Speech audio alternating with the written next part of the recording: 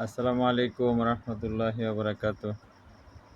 আমরা সারাদিন কাজ করে ক্লান্তি দূর করে ক্লান্তি শেষ করে আমরা সবাই ঘরে ফিরতেছি। আলহামদুলিল্লাহ, মহান আল্লাহ পাকের শুকরিয়া, আল্লাহ তাআলা আমাদেরকে সুস্থ রেখেছেন এবং ভালো রেখেছেন। আল্লাহর কাছে শুকরিয়া আদায় যে আল্লাহ তাআলা আমাদের অর্ধমৃত্যু থেকে জীবিত করে সকাল থেকে রাত পর্যন্ত আমাদের রিজিকের তাগিদে আমরা দৌড়াচ্ছিলাম। তো প্রতিদিন আমাদের একই কাজের জন্য আমরা ব্যস্ত থাকি।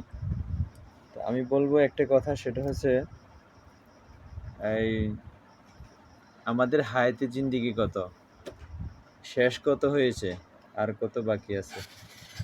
আমরা রিজিকের জন্য দৌড়াচ্ছি।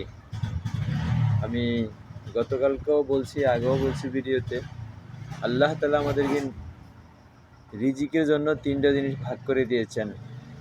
ঘুমানোর জন্য 8 ঘন্টা, রিজিকের জন্য 8 ঘন্টা, আর দিনের কাজের জন্য 8 ঘন্টা। তাহলে আমরা সারাদিন কতটুকুই 8 ঘন্টার জন্য যে আল্লাহ তাআলা আমাদেরকে যে নির্ধারণ করেছেন যে দিনের কাজে ব্যয় করতে হবে 8 ঘন্টা, আমরা কতটুকু ব্যয় করেছি। আজকে ইনশাআল্লাহ শুইতে গিয়ে, আমরা ঘুমাতে গিয়ে এই জিনিসটা একটু চিন্তা করব যে দিনের জন্য কতটুকু সময় ব্যয় করেছি, মানে আখিরাতের জন্য কতটুকু সময় ব্যয় করেছি, আর দুনিয়ার কাজের জন্য কতটুকু সময় ব্যয় করেছি। তিনটা জিনিস স্মরণ করলে হবে বালিশের মাথায় রেখে।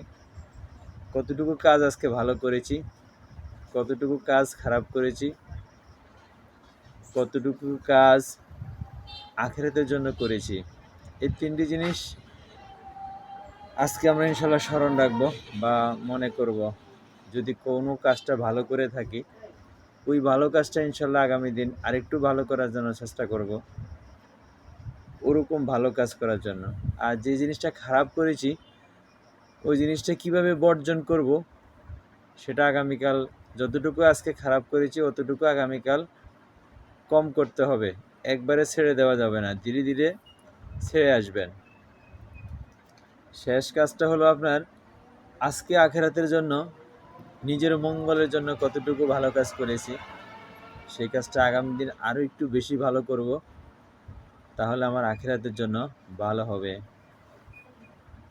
আসলে এগুলো কিন্তু সাধারণ কথা, সাধারণ কথা এগুলো। সেজন্য সবাই ইনশাআল্লাহ দেখবেন, ভালো থাকবেন, সুস্থ থাকবেন। আসসালামু আলাইকুম রহমতুল্লাহ।